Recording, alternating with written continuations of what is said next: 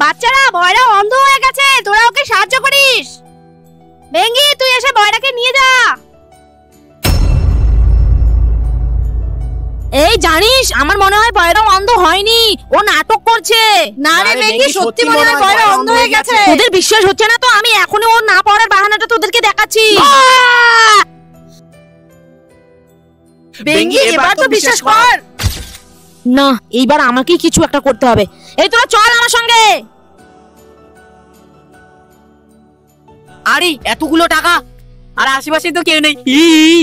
बाप रे, पार्टी बदल लिया साला। बड़ा हरामी हो बेटा। हट बे, हट बे।